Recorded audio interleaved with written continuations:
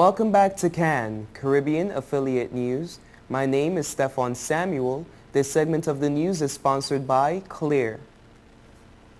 Bitterly divided Egyptians prayed in public and children played as they celebrated the Eid al-Fitr holiday.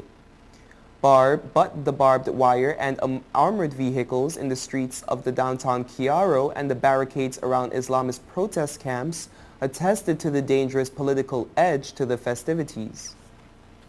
Rival supporters of ousted Egyptian President Mohamed Morsi and the new army-installed government converged on separate sites in the capital of the Arab world's most populous nation.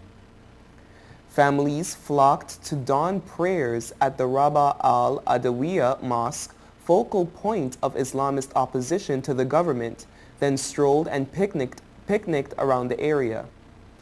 "This is the best Eid of my life," said Ali Mohammed, 40 years old, a farmer from a village near the Nile Valley town of Minya, south of the capital. "It's victory or death now. We have 5 elections and that traitor Sisi has reversed all that." Egypt has been dangerously polarized since then, with Morsi's Muslim Brotherhood and its loyalists demanding his reinstatement, and the government and its supporters saying that they are finished.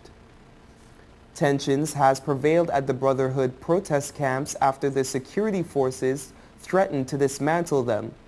Protesters have erected sandbag and brick barricades and armed themselves with sticks to confront any attack.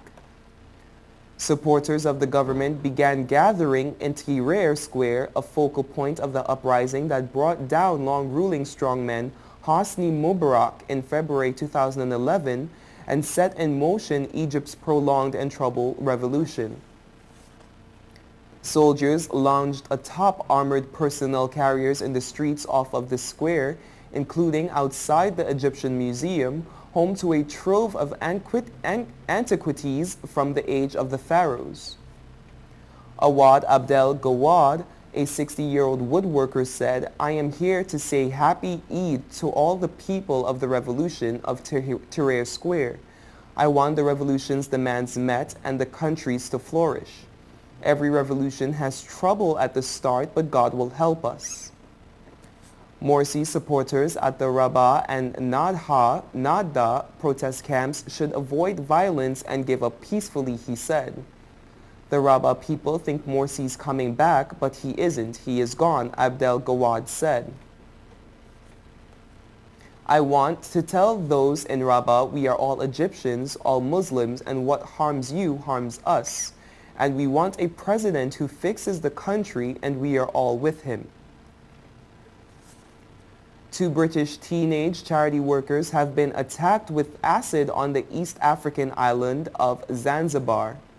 A manhunt has been launched after volunteer teachers Katie G. and Kirsty Troop, both 18, had the corrosive substance thrown in their faces during an assault last night.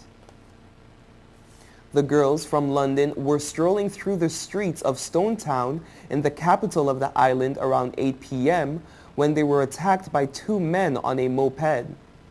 They reportedly ran into the sea to wash the acid off their skin before it could do any permanent damage. The teenagers suffered severe burns to their faces, hands, and chests and were airlifted to the hospital Dar es Salaam in Tanzania.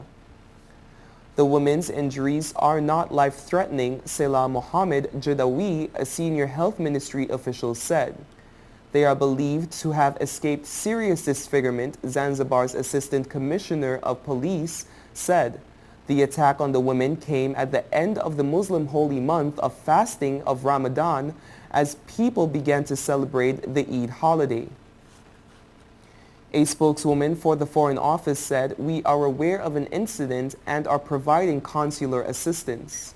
Deputy Police Commissioner added, "The police in Zanzibar have launched a manhunt and we ask for public assistance in identifying the attackers." He added the motive for the attack on the volunteers have not been established. Katie and Kirsty have been in Zanzibar for 2.5 weeks teaching art as part of Art in Tanzania, organized by Eye to Eye Travel. In a statement, it said they had been released from a hospital in the Tanzanian capital after medical treatment. The company, based in Tunbridge Wells, Kent, runs gap years trips to parts of Africa, Asia, Central and South America, and Australia, with trips to teach in Zanzibar starting at €669 or 2 weeks. The company confirmed they were involved in an acid attack in Stone Town last night.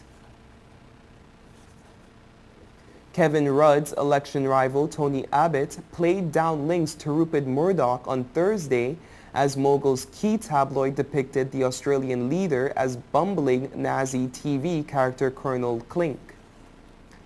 Abbott spoke after Rudd went on national television late Wednesday to accuse his rival of conspiring with the Australian-born media magnate, who has made clear he wants Abbott's Conservative coalition to win national elections on September 7th.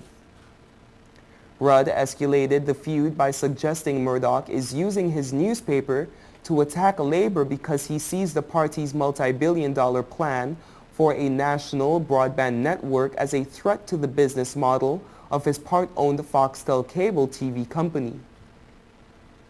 He accused his rival of colluding with the tycoon, who has said through his own direct statements that he wants Mr. Abbott to replace me as Prime Minister.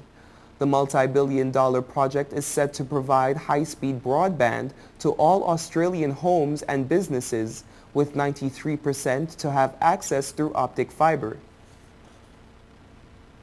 The argument is that consumers could opt to use fast NBN speeds to download their own visual entertainment rather than pay for a Foxtel subscription. Opposition broadband spokesman Malcolm Turnbull accused Rudd of acting more and more like a jilted lover. Once the darling of the news tabloids, now his years of and dechoosing editors with juicy leaks of his colleagues count for nothing. No wonder he's bitter, he told reporters. He said Murdoch was simply stating what others in the business community felt, that the NBN was too expensive and taking too long to roll out. The Murdoch press showed no let-up today in attacking Labour, with the Telegraph depicting a door-faced Rudd as Colonel Klink from the hugely popular 1960s comedies Hogan's Heroes, wearing a Nazi uniform and a monocle. It accompanied a story about Deputy Prime Minister Anthony Albanese, dressed as Klink's inept sidekick Sergeant Schultz, being caught drinking beer in a German-themed Sydney bar this week with disgraced former Labour MP Craig Thomson. Thomson, who denies the allegations, was suspended from Labour and is now standing as an independent, with the opposition suggesting the meeting about Labour was securing his support in an event of a hung parliament. You are watching Caribbean Affiliate News. We will be right back.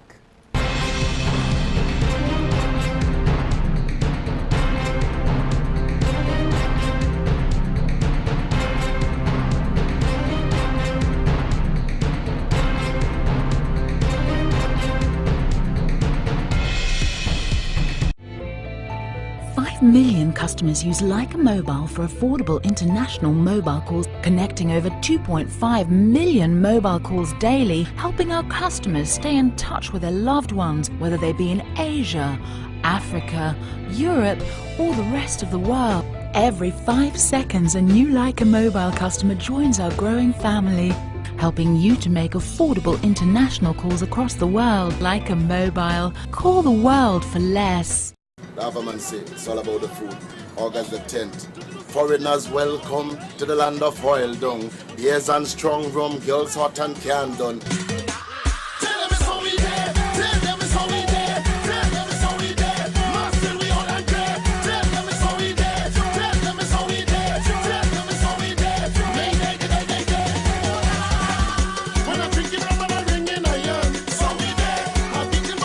It's all about the food. Oil Dung Fest, August 10th. Lava Man, I'm in the place.